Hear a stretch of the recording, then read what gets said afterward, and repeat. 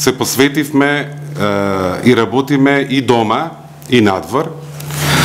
Суштината на оваа влада, и што се роди со тешко научени лекции од тешката институционална и морална криза низ која што поменуваше Република Македонија, е да изгради силни институции наспроти владење со цврста рака, да изгради демократија каде што граѓаните ќе контролираат власта, а не власта да ги контролира граѓаните. Тоа е суштината на домашната реформска агенда и ние тоа ќе го направиме пред се заради нас самите, меѓутоа тоа ќе овозможи да се тргнат некои дополнителни забелешки кои што Алијансата не ги испрати од самитот во Варшава.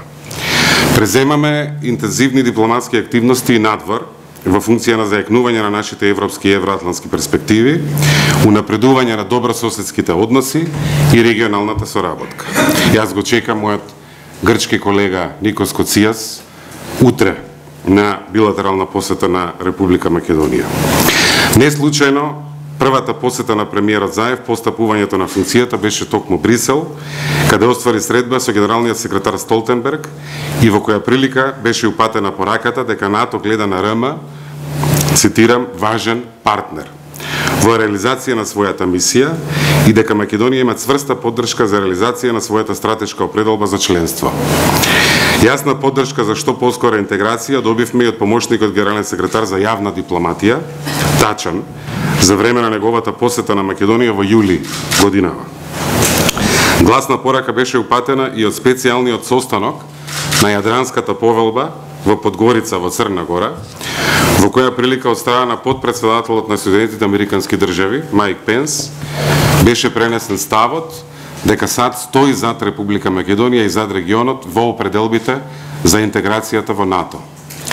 Недвосмислени позитивни пораки добивме и од другите многобројни настајни на кои зедовме учество од јуни па се до денеска.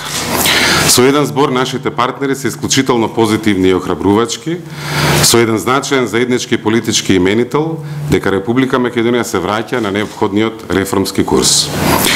Затоа цврсто сме решени да продолжиме со нашиот нов, конструктивен пристап во надворешната политика на Република Македонија, базиран на европските и на евроатлантските вредности. Во тој дух го продолжуваме и диалогот со НАТО и веќе за неколку недели на 27 септември во Брисел ќе го одржиме заедничкиот состанок со амбасадорите на Северноатлантскиот совет, со што ќе се затвори 17-тиот циклус на акциониот план за членство. Јас како млад заменик министер во 2000 година во Вилнус, во името на Република Македонија, ја потпишав Вилнус декларацијата, каде трите балтички земји, Словенија и Словачка, Бугарија и Романија, Албанија и Македонија, потпиша еден документ за солидарност, ветувајќи дека Европа нема да биде слободна и цела додека сите не станат дел од Евроатлантската алијанса. Од сите тие земји, денеска Македонија е единствената што не е членка. Цврсто сме решени ова да го поправиме и ова го велам укажувајќи дека имаме незавршена работа. И ние, и нашите сопосни, пријатели и копотписнички на овој документ, и земјите членки на НАТО и самата Алијанса. Како земја која се гледа себе си како членка на Алијансата, во наредниот период ќе го зголемиме своето учество во меѓународните мировни мисии за 20%, а буџетот за одбрана ќе го зголемиме за референтни 0,2% секоја година, со желба од сегашните 1% од бруто домашниот производ да стигнеме да се приближиме до крајот на мандатот на оваа влада, негде до 1,7-1,8. Сегашните ризици за стабилноста на Балканот не се само традиционални, туку се и политички, економски, информатички и информативни и со постојани обиди за мешање. Балканот е првата одбранбена линија во овој дел на Европа.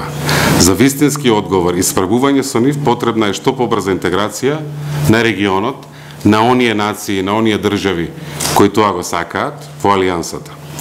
Регионот покажува капацитети за кохезија и знае каде оди, но взаимната помош и поддршка е нешто што треба да се зајакне во наредниот период и затоа се потребни конкретни потези од страна на земјите членки на Алијансата. Алијансата не смее да дозволи било кој да прави пречки на еднината на Балканот како интегрален дел од трансатлантскиот свет. Обединувањето и стабилизацијата на европскиот континент ќе останат недовршени без интеграција на нашиот регион.